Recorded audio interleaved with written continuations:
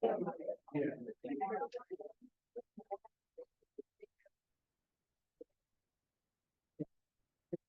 morning and welcome to Forums That Matter, a community service of the Unitarian Universalist Congregation of Cleveland.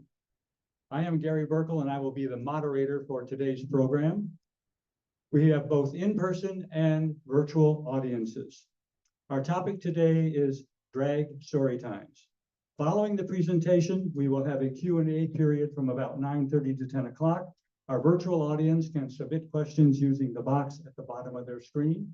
We have enabled closed captioning, and you can turn it on or off at your discretion. The forum is being recorded and will be available on our website, uucleveland.org, in a few days. We ask persons in our audience to please silence any noise-making devices. It is my pleasure to introduce to you today our presenter, Veranda Lanai. Veranda is a well-known drag entertainer across Ohio. She is the coordinator of Drag Story Hour Cleveland chapter, the creator of the current Drag Pride flag, and author of the Reader's Digest article regarding drag story times. Please welcome Veranda Lanai.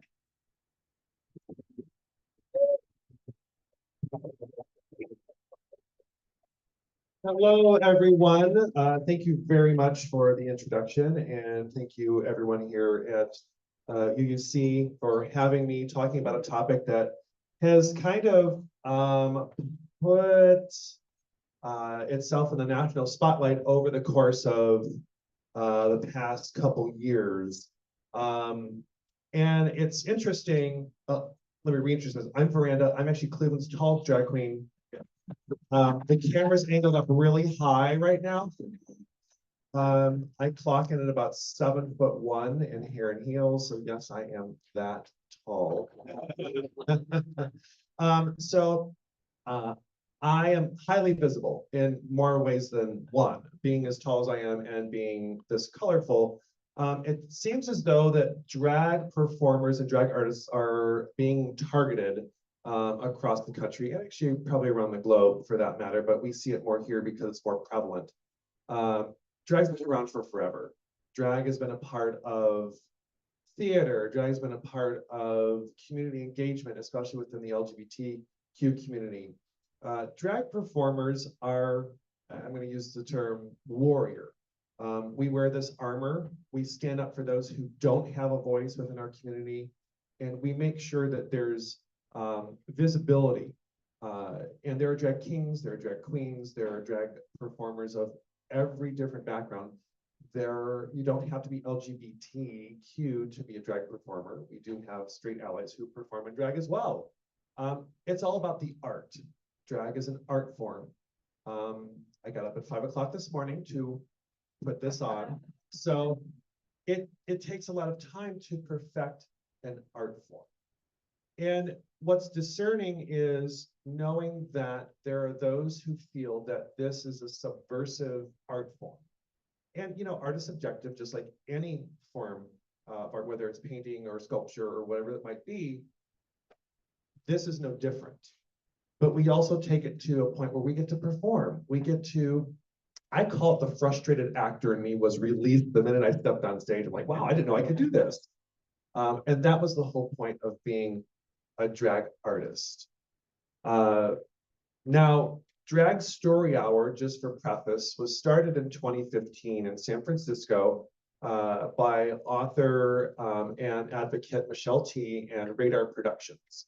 It was done at the San Francisco Public Library as a means to create a sense of inclusion for our LGBTQ families, whether you have kids or whether you just didn't feel like you belonged.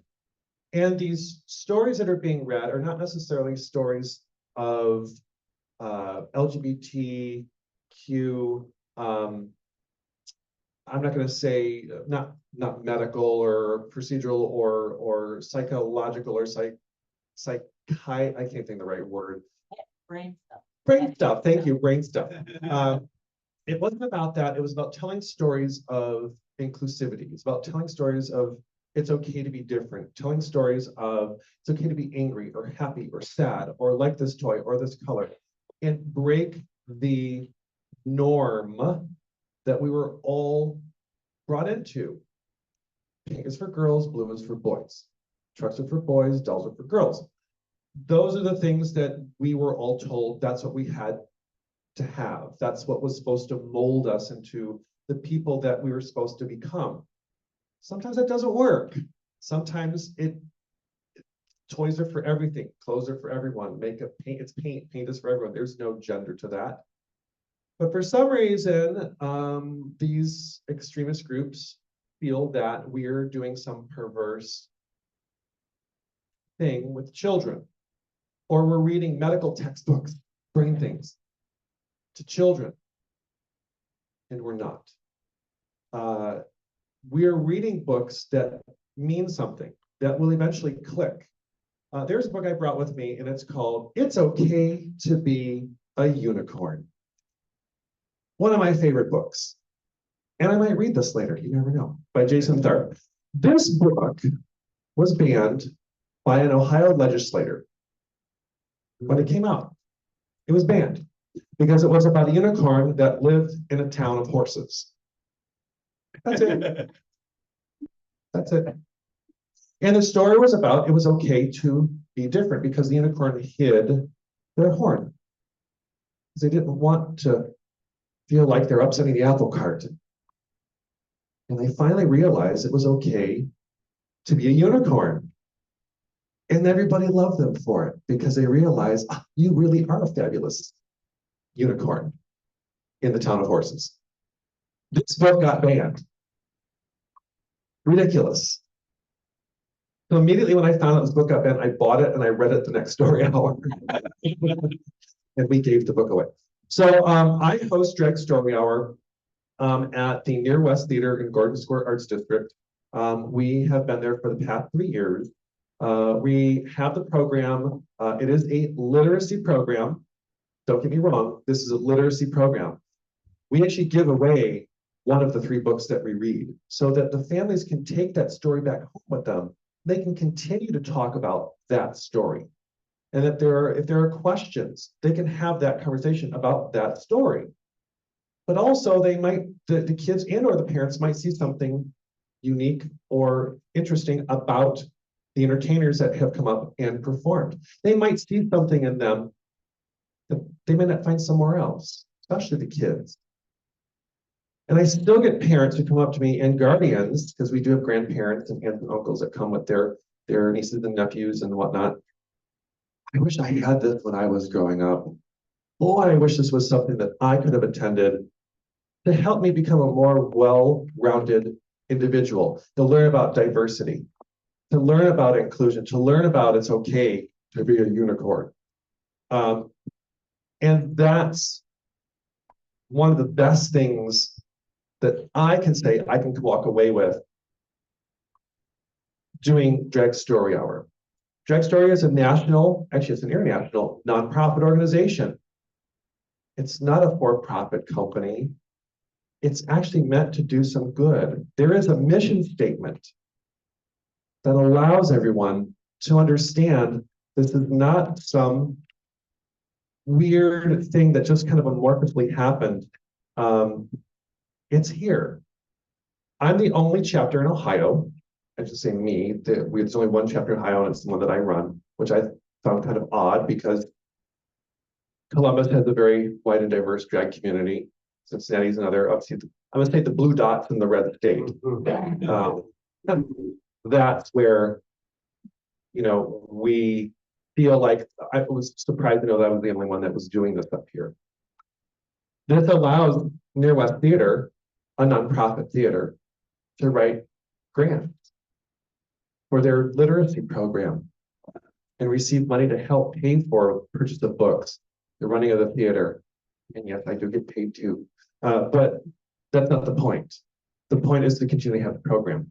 Now, I'm not sure if you were aware of things that might have happened over the course of the past 1.5 to 2 years here in Greater Ohio, Greater Cleveland area.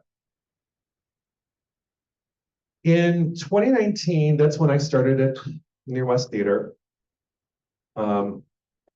It took till December of 2021, where then senatorial candidate Josh Mandel, Ohio senatorial candidate Josh Mandel, decided to tweet about the story hour and my photo everywhere and groomer and pedophile, all the buzzwords,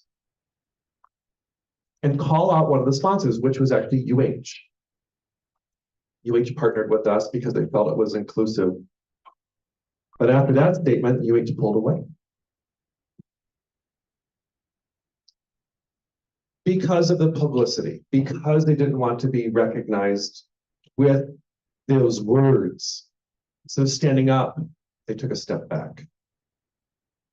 Now we're going to move forward another year. And we were 2 years into doing Story Hour. And we had our first physical protesting. A busload of individuals from Pennsylvania decided to come on down. They were called America Needs Fatima, or Fatima, depending on how you pronounce it. Religious organization decided to say, we're going to come up here, we're going to stand in front of the theater, we're going to have our signs, we're going to have our pickets, we're going to have our bullhorn, and we're going to have all these things that we're going to say what we want to say. And they have every right to do that. Well, they didn't know where they were going. They didn't realize that it was a progressive neighborhood. They didn't realize that the LGBT Center of Greater Cleveland was right across the street. They didn't realize that with their homemade signs and all of that, that they were going to get told to go home.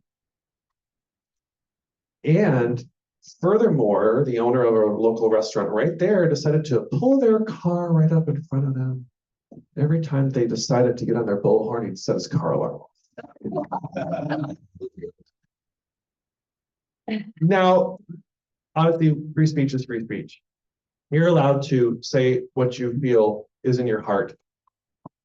But when you're actively telling a group of people, a community, an area, a space, and within your own group that there's something wrong with another human being and that they should be told they don't belong anywhere, how does that speak to faith? How does that speak to faith of the human condition? We're all different. We're all unique. So we have fingerprints. Well, we have irises and pupils and beautiful things and different colored hair and like blue. So let's fast forward about another 6 to 8 months. In March of last year in Wadsworth, there was a planned drag story hour in, I believe it was a public park. And if you caught all the hullabaloo on the news, every single supremacist group, hate group, you can call it what you will, showed up. Proud Boys, Patriot Front, Blood Tribe, Christian nationalists, people who just did disagree with it, they all showed up. They all showed up, waving Nazi flags and doing things that we thought were pushed under the rug for a while and had had their time. Apparently not. And of course, there were counter protesters for those who supported what Story Hour means, and it got contentious. It got loud. There were arms there as well. It happened, it went away. Now, not long after that, we had already planned a drag brunch and drag story hour in Chardon and Chesterland at the Chesterland UUC. Now, mind you, we had already planned this. This thing happened in Wadsworth, and now we're all looking at each other going, should we be doing this? If this is what's going to happen, is this going to come to us? Are we prepared to handle this? And then the other question was, why? Why is this so important to you because they're being told that drag performers are not viable human beings, and nor are the people who are going there to listen to the stories. So we decided to go along with the planned brunch and story hour. We had conversations with the FBI, with local law enforcement in the surrounding cities, to come up with a logistical security plan. A logistical security plan to read a story. And yes, it sounds like a chuckle now, but it really wasn't then. My job was not to do that. My job was not to talk to police chiefs and FBI members and talk about, is it going to be safe to ride down this road in my car? Is it going to be safe to walk to the venue? Is it going to be safe to stand in said space? Ludicrous. Never in my wildest dreams of 15 years of doing drag, 15 years, that I'd have to do this. The local police department decided to issue a statement a week before stating that we should cancel this event. Cancel it because of all the online chat that they feel is a proposed threat to the safety of the children and the families. Not us, but the children and the families. Remember, children. It's all about the children. We said, screw it, we're still going to do it. Pardon my French. A week prior to the event, someone decided to throw a Molotov cocktail at the church, try to burn the church down. 20 years old, had a manifesto in his room, and paraphernalia and flags and all these things. 20 years old. And it's being told that drag performers are grooming individuals? I don't think so. Luckily, they caught him. He has been arrested and charged and all the things. We went along with the event. Kind of ironic it was on April Fool's Day. Oh. We called the two spaces that were in bunkers, Bunker 1 and Bunker 2. We parked at an undisclosed location and drove an unmarked car. This is how ridiculous this was. Drove an unmarked car. We all had handlers. There were 4 entertainers. We had our brunch, which was separate from the story hour on Chardon Square at Element 41. Please go visit them. Element 41 got death threats. Element 41 got threats that we're going to burn your building down. There are people that live upstairs in apartments. They didn't care about that. All they cared about was the drag performer was going to be there and they're going to be children, which it wasn't. It was 18 and over. Didn't matter, but the drag queen was going to be there. As the day wore on in bunker number 2 under the restaurant, we got through the first brunch and we got a phone call, or I got a phone call from the safety coordinator saying, we got a bomb threat via email. So we need you to stay put, don't move. We're bringing a bomb sniffing dog in to search the building. There was nothing there, but they did trace the email back to a email address in Germany.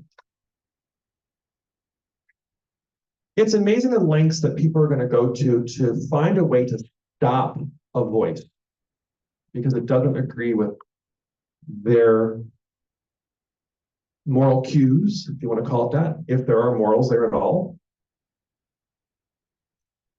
And not to bring this down, drag is a very fun art form. Drag is meant to create entertainment. Drag is meant to make you smile. Drag is meant to make you tap along to a song or just spend an hour of not having to worry about anything. It's very cathartic for us as well to stand up and perform.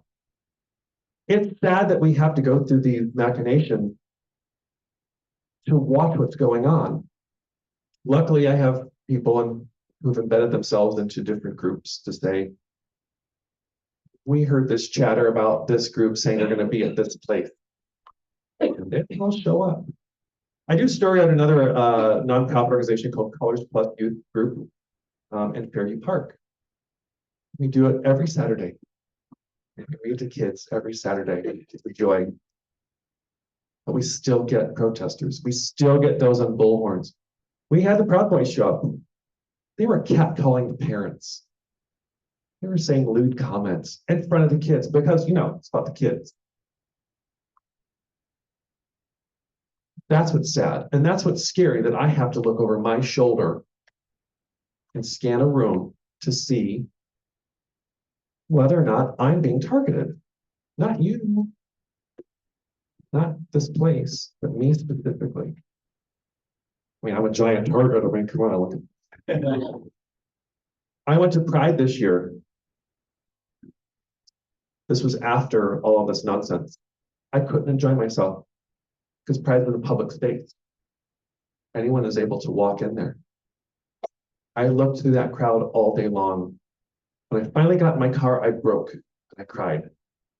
I told myself, why did I put myself through this? But then I looked back at some of the photos and the people that I met and the friends and the families with their kids who wanted a picture. That meant everything. That took away the tears. And instead of being angry anymore, I'm not angry anymore. I'm just going to keep doing. I'm going to keep making sure that this happens. That's what we do as performers. That's what we do. We have to have fun with this. But that's kind of in a nutshell why this is going on. And the Ohio House has introduced a bill, Bill 245, that is stating that drag performers are now going to be under this title of adult cabaret.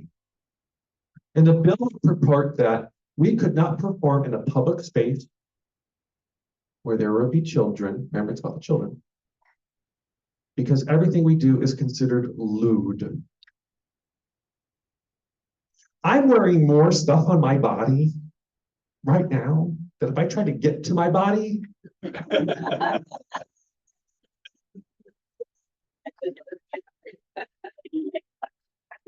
and what they're not seeing and what they don't care about is the fact that we tailor our act just like any performing artist would tailor their act to the audience. I was not going to come here today in a winky evening gown. I was going to do something that was appropriate. And they don't see that. They don't care about that. All they see is something that is lascivious and lewd. This House bill did not allow for public comments, which was very concerning to me. It hasn't been up for vote yet, but there are 4 other trans bills that are mirroring this as well. And it looks like the first one's going to get vetoed, which is terrible. Whether you agree or disagree, there are human beings' lives at stake, and it all boils down to being a human being and living your best life. Apparently, these individuals who are against this are not living their best life. They're so angry inside that they're willing to take it out on another human being. And I digress. I'm here to be that sparkly light for you anytime. Yay.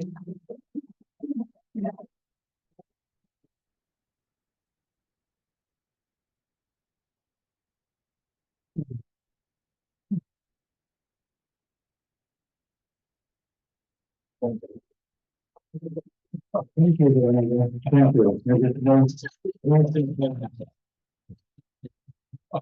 I can get up. Next time you go. It's time to start our question and answer session. Debbie and Marlene will be passing microphones. We do ask you to please ask a question and not necessarily make a long statement about your own personal beliefs. So if you could keep it to questions, that would be wonderful. And I'll take any question. I will answer anything.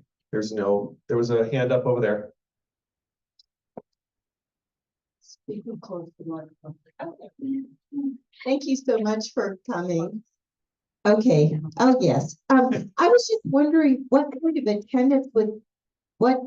attendance how do children react, and what kind of response is there from that audience that you're trying to reach, the actual children? So the attendance that we do receive, we do have approximately 40 to 50 attendees, or a little more. And it does range from about 25 kids, and the age range is from 3 to 8. That's what the program is geared towards, ages 3 to 8. So there's a specific amount of stories that, we get book lists and everything that tell kind of like where we should be with our stories. And it's a half an hour, it's a 45 minute to 1 hour program in the theater. And of course, theater, creative space. You get to be whatever you want to be in the theater. So that was a very poignant partnership that I created with the Near West Theater. And the families do range from, like I said, parents, guardians, grandparents, aunts and uncles. We've actually had local city council members show up and sit in on the program. We've had elected officials, like we've had people come in that just wanted to see what is all the hubbub about? And it was helpful for them to see what the program was really, truly about. And the age range is wonderful. And we kind of do, I call it the Santa Claus. After we're done with the program, we allow the families to come up and take pictures with all the drag storytellers. And some are exceptionally shy, and kids are sometimes, and they're, oh my goodness, and they don't know what to do. The other ones are so exuberant, and they were so happy, and they're telling me about the story or about the toy that they love or about something so arbitrary as a kid would do, right? And again, the parents and the guardians, the adults in the room are thrilled they have something like this to share. So it's great. It's a wonderful program. Hi, thank you so much for coming today. I learned a lot. Thank you for the work that you do. I have two questions. First, do you have a reading list that you can share for reading at home and things like that? And two, and I'm a little embarrassed to ask this, but you said you would answer any question. I have a 5-year-old, and he's going to join me later for the story time. And I know he is going to say, Mommy, is that a girl or a boy? And I struggle a little bit with how to describe like non-binary and trans to my 5-year-old. So if you can give me some tips on language for that, I would really appreciate it. Absolutely. Well, what I can do is I can actually send via email to our lovely hosts here a list of the books that I have read in the past. And the majority of them are not necessarily LGBTQ plus related. They're very basic in the sense of emotion, very pointed at it's okay to be unique, right? So I can definitely do that, and hopefully that can be shared with everyone here. As far as answering your kids' questions, honesty. I mean, in all honesty, I did have a young lady, and this is an anecdote that'll maybe help. I had a young lady who came up to me. She was probably maybe 6 or 7.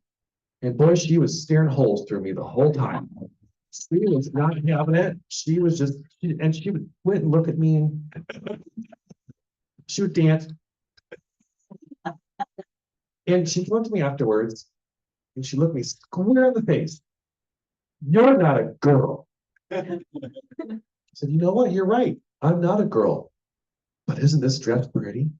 And I like sparkles. Do you like sparkles? Yeah. Okay. She's like, all right. Her face lit up, and she walked away. And it was a matter of there's that simplicity. Kids are black and white. They see one or the other. And until they're told otherwise, it's all how you project to them. And if you're honest with them in the most simplest of terms, it'll appease the brain. It'll appease that question. And they're going to walk away with their answer. It doesn't have to be a long drawn out explanation. That can come later. but at least appease the answer with something basic, simple, and truthful. Truthful. That's what you have to bear in mind. Be truthful.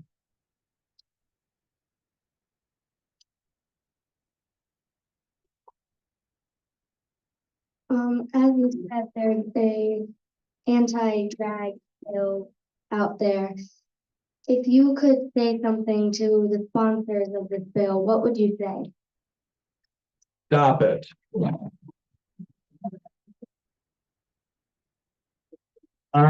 That's really tough because there's a lot of emotions that I have regarding this topic.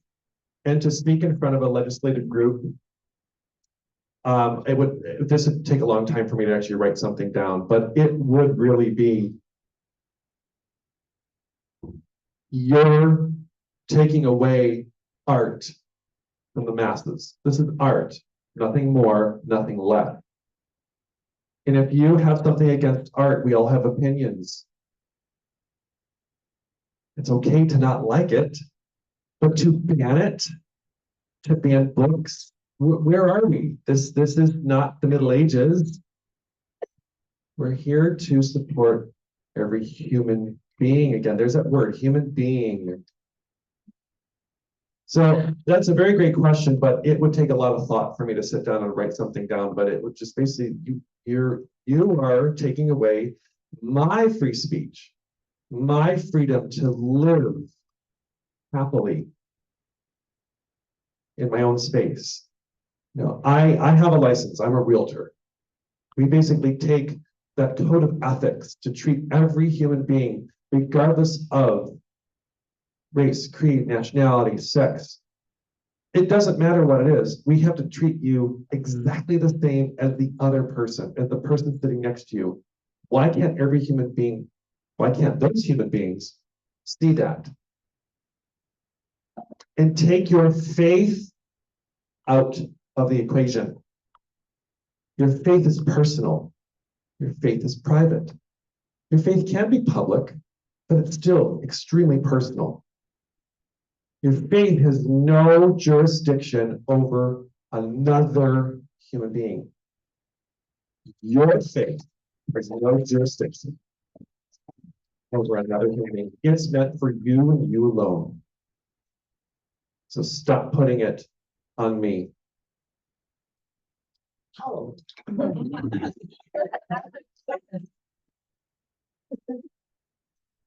Just a little more about the bills. Do those bills that are before the House pertain just to story hours with kids, or do they reach out into other venues as well? So House Bill 245 specifically talks about drag performers. It doesn't say the word drag performer, but it alludes to an individual who represents something other than their given birth sex. Right? A little convoluted, right? All those words are in there.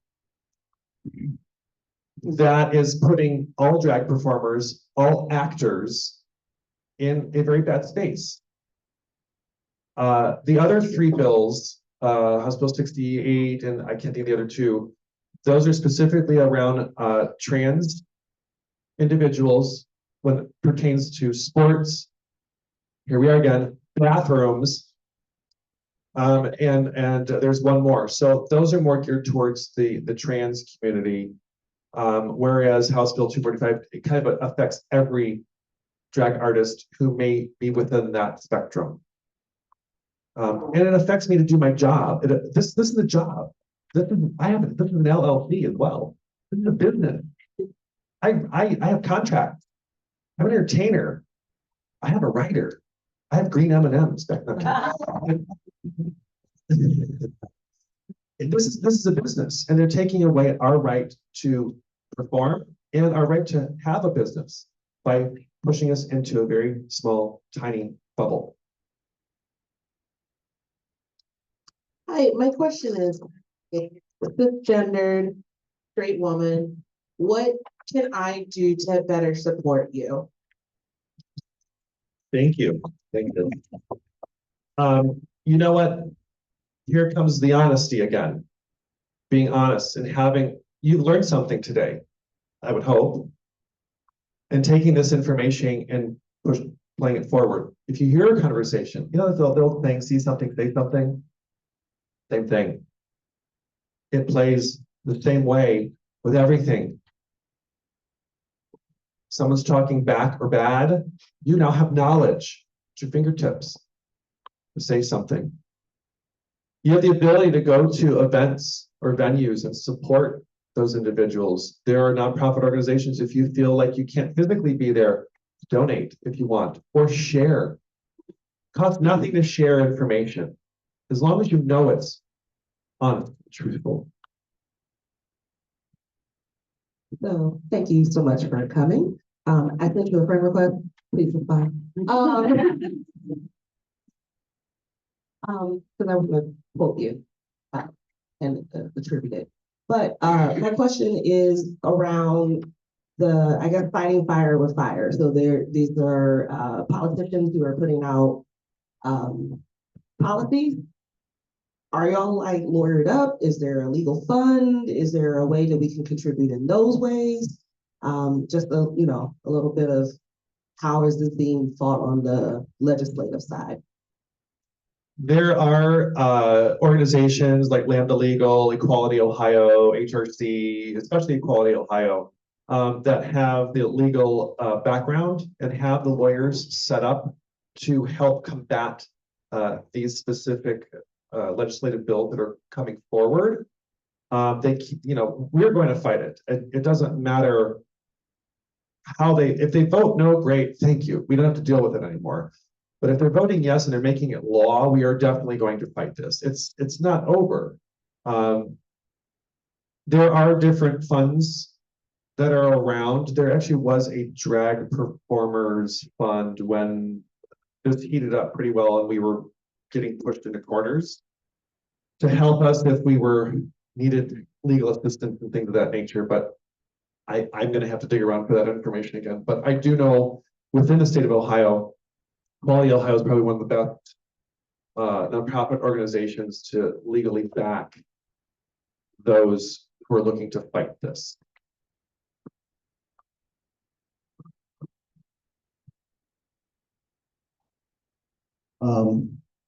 Well, Yep. okay. I'm aware, and I'm sure everybody else here is aware also, that it seems like the British in particular have long enjoyed men playing to be women, everything from Dame Edna to the Monty Python group yelling spam in high-pitched squeaky voices and stuff like that. And that was fine, apparently. It didn't create a furor or the kind of thing we see going on now. Is the change, I'm not aware, maybe they did. Did they do things like story hour for kids while portraying women? Is that the difference of what's happening now? And how was it that story hour came about? We love our Dame Ednas and our Mrs. Doubtfires and our Edna Turnblad but if you think about that, it's entertainment. And I did hear someone say because they were straight. Well, there are straight individuals who do drag because it's again an art form, right? And here we go back to it was okay until it involved what? Children.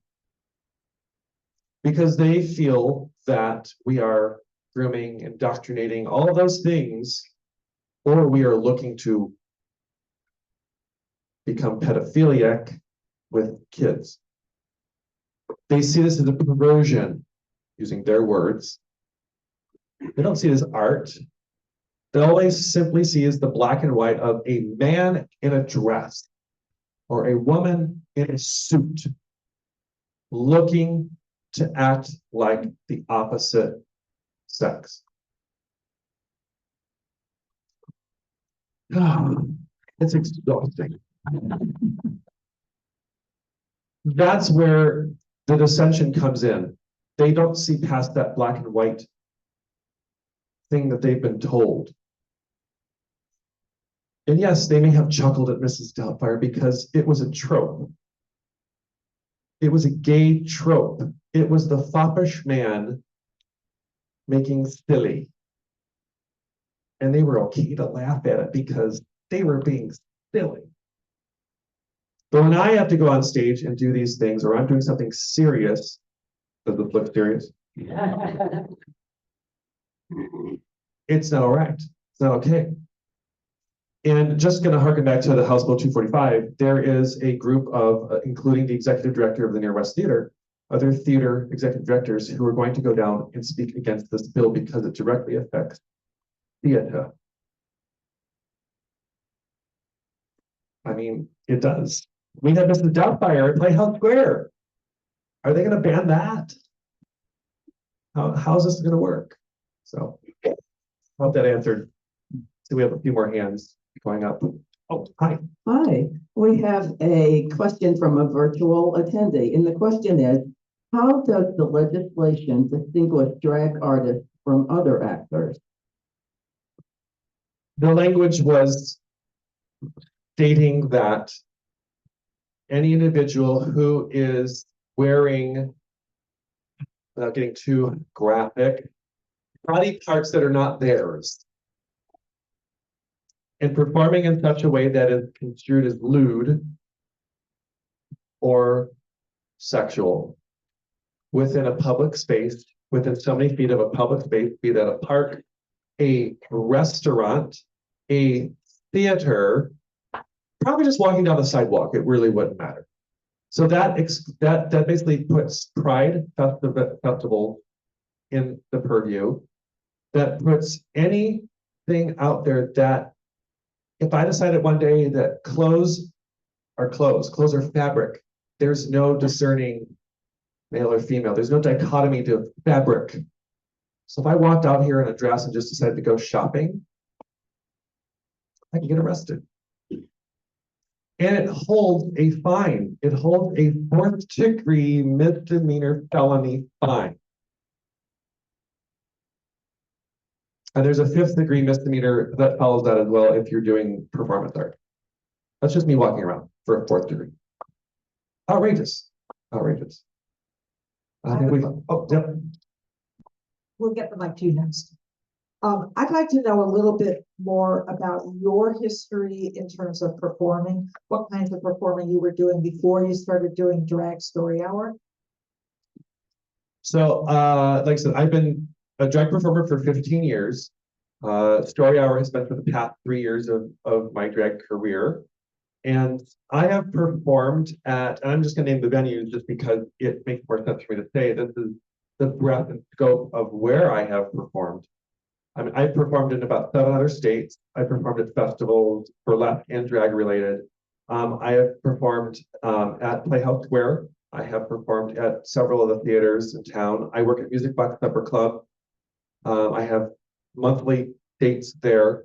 I have performed for City Council. I have performed for 20,000 people at Quicken Loans Arena for the Gay Games.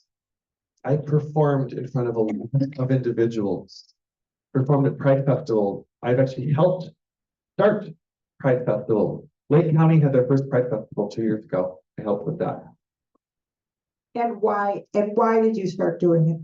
Because there was a need. There was a need for representation in a space where there is nothing. You go into a red county, like Lake County, there's not one LGBTQ organization in the county until someone started one. And the pushback they received was exponential. Where can someone who might live in a rural part of the state feel like they belong? Until someone actually does something, someone actually takes, for lack of a better term, takes the bullet and does it. And says, I don't care what anybody says. I don't care how this looks or feels to you because this has nothing to do with you. Everything to do with those who have no representation, who feel like they just don't belong. And that's why trans suicide and LGBT suicide rates are the highest amongst preteen and teens. There's no representation, and they're being told that they don't belong. They're being told that they are not human beings. So that's why I do the majority of the drag that I do. Representation matters. If you walked into a space and didn't feel like there was someone that you could connect with, what would you do? You would leave. You would feel so small, and you would go home and you would think about that, and it would brood in your brain. Why did I put myself through that? Well, the majority of the people in this room can walk into any room and feel comfortable. There are days I couldn't. Hard to hide a 6'7" man who didn't feel comfortable. But I live my life as a gay man. I live my life as a white gay man. There's privilege there. Unfortunately, I can still walk around and feel comfortable, but not everybody can. So if I can continue to keep doing something as a drag artist to put forward a visible representation for anybody to say, I identify with one tiny little facet, and you made me feel good.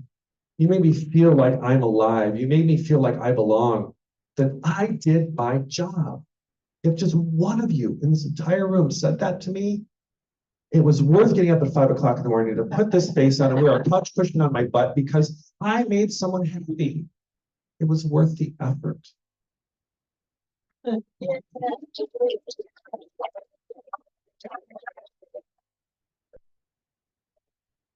Thank you for the joy and creativity and suicide prevention. There were two questions I think encompassed in the lovely gentleman up front's question that I don't think you answered. One, what was the start in the US of very specifically library gay story hour? And two, which is a giant anthropological question, is there a diversion between the tradition in the UK, so the very English-speaking country, and the former colonies? The only reason I didn't answer is because I tend to ramble. No. So again, I think it was the need, San Francisco being pretty much the LGBTQ hub of the United States, that at least from my standpoint, there was a need again for that representation. They saw a space and they formulated this program to say, why not share stories that we already have that are being pushed back at the back of the library under a social studies section? Why can't we talk about this? Why can't we have a fun story? We have authors that are writing books that are specifically geared towards that. And that's, I think, what Michelle T did.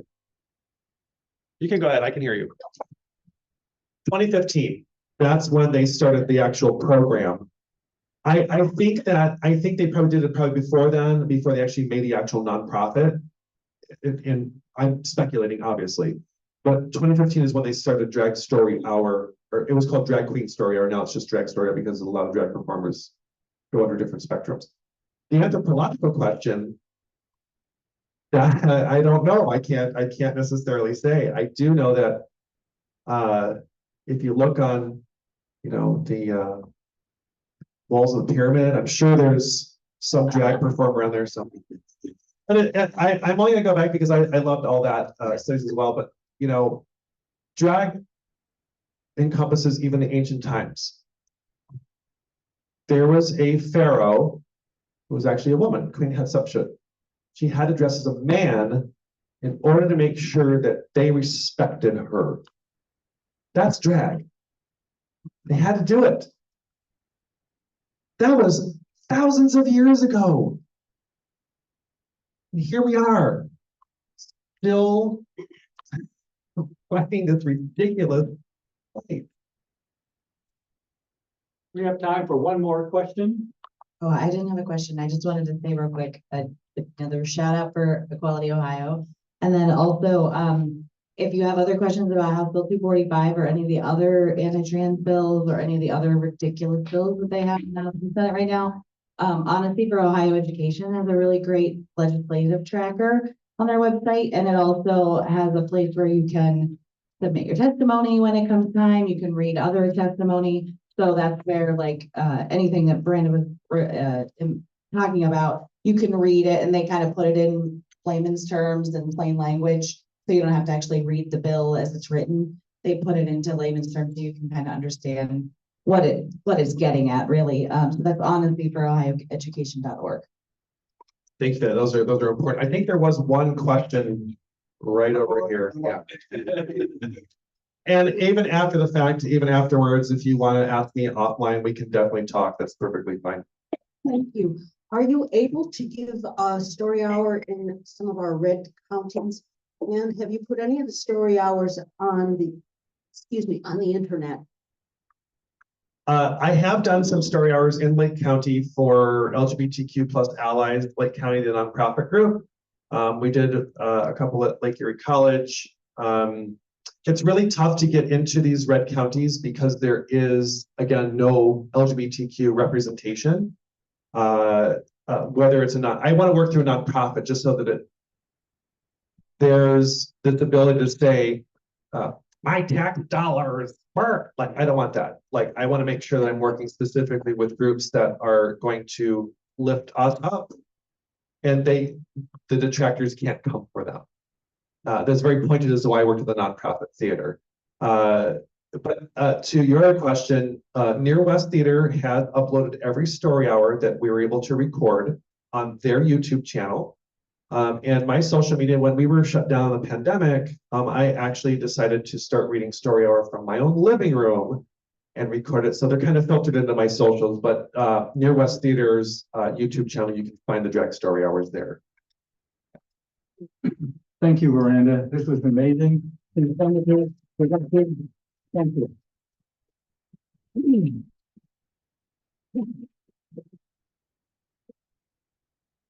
Following today's Sunday service at approximately 11:30, right here in Fellowship Hall, Miranda has agreed to do a drag story time for us.